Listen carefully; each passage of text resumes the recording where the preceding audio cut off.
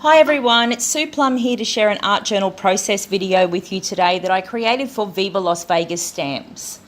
Now today I'm actually working in a brand new Jane Davenport art journal that I've had on my shelf for a while but I haven't actually touched, so it was high time that I broke the first page. So I began by creating a background using some Distress Oxides from Ranger. And I was actually looking for something that was pretty and whimsical and soft.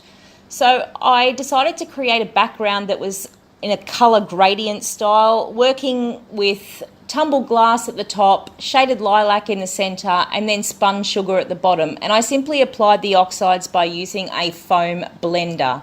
And you can see how the gradient runs from the top to the bottom of the page.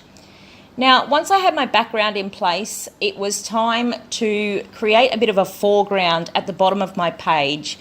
So I used some picked raspberry Distress Oxide and a couple of stamps from the Viva Las VegaStamps store. Now, you'll note if you've stamped with Distress Oxides before that they don't give you a crisp, sharp image like you would achieve with a pigment or a dye-based ink. The Distress Oxides give you more of a painted look, and the images look like they've been painted on, which was exactly the whimsical, ethereal style look that I was going for. So down the bottom there, I started with two different stamps. One was called Dandelion Silhouette, and the other one was called Flower Border, and they're both from plate 1437. So I stamped them across the bottom of my page to create a bit of a foreground because I needed a foreground to place my focal image in. Now my focal image was going to be a beautiful unicorn. I love this stamp. It's from plate 918 and he is a excuse me, you can hear thunder, we're getting a storm here. He is a magnificent unicorn. So I stamped him out using Mermaid Lagoon Distress Oxide. And once I had him down on the page, I used some cracked pistachio Distress Oxide that I just stamped onto my messy mat. And then I just used a water brush to pick up the colour and add a little bit of colour to his body. Once I had the unicorn stamped down, it was time to move to the top of my page because I needed to create a feature at the top of my page to frame in my focal image. So at the top of the page, I used the flower book plate stamp and I again used the Dandelion Silhouette stamp just to create that top edge to the page. Now, once I had the top and the bottom of my page done, I needed something to fill in the centre of my page and I was looking for some text at this point.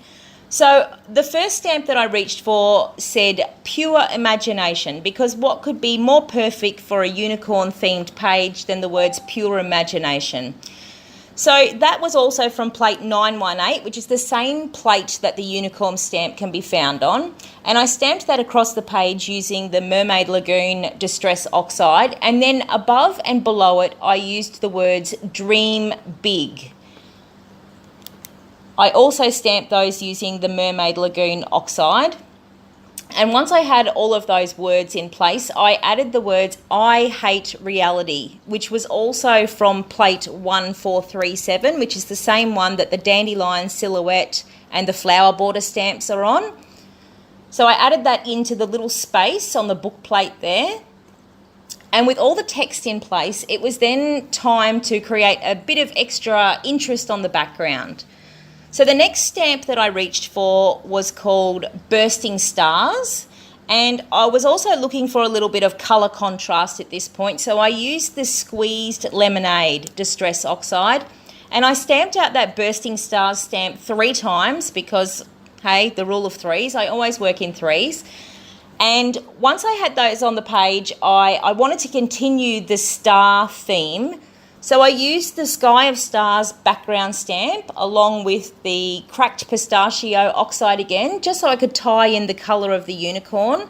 And I stamped out a little bit of extra star detail on the page before deciding that I really needed to tie in the Squeezed Lemonade a little bit more. So I stamped out the Squeezed Lemonade onto my messy mat, added a little bit of water and stirred it up, and then just use a paintbrush to add some splatters across the page.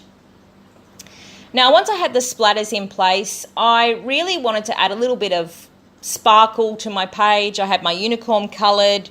I had the bursting stars in place. So I used a colour shimmer brush, a clear colour shimmer brush from Colour Blast, which just adds glitter to the page, some clear sparkly glitter without adding any extra colour. So I just added a little bit of sparkly detail over the top of those bursting star stamps, and I added a little bit of sparkling detail to the unicorn's body, because what unicorn doesn't need sparkle, right? So once I had all that sparkly goodness in place, it was time to create a bit of depth on my background. At this point, the flowers and everything looked quite flat because they were stamped in a single colour. So I reached for the Seedless Preserves Distress Oxide and just stamped a little bit on my messy mat again. And again, I used a water brush just to pick up some of the colour. And I just randomly, because you'll see with my method that there is no precise detail here, I just added a little bit of sort of shadowing to add an extra layer of colour and just give that sense of dimension to the page. So I went over the flowers at the top of the page and the bottom of the page just to give that two-tone depth. So once I'd done with that, I let it dry off a little bit, and I then needed to add some more shadowing to my page.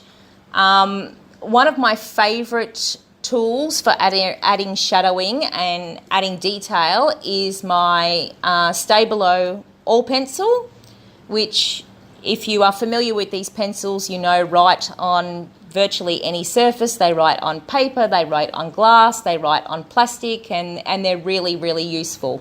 They're also water soluble. So I went in over the unicorn and I just added a little bit of detail over some of the edges of the lines. I also added a little bit of detail and shadowing over those flowers again giving it an extra layer of dimension. And then I went in with the water brush and I just softened out some of the lines and dabbed up some of the excess water with a piece of paper towel. So you can see that I did that on the unicorn and I did it on all the flowers, and after that I was pretty much done. Now, once the video is finished, I'll pop lots of close-ups there for you. If you are watching this on the blog, you will see that there is a list of all the stamps that I've used that is linked to the store. If you're watching this on YouTube, I'm going to pop a link to my blog post down below so you can go over to the blog and you can check out all the stamps that I've used in the store for yourself. Thanks so much for stopping by today so that I could share this with you. I'd love to see you have a go at your own style, whimsical page. Don't forget to share any of your creations in the Viva Las VegaStamps group on Facebook. Until next time, thanks for stopping by. Bye.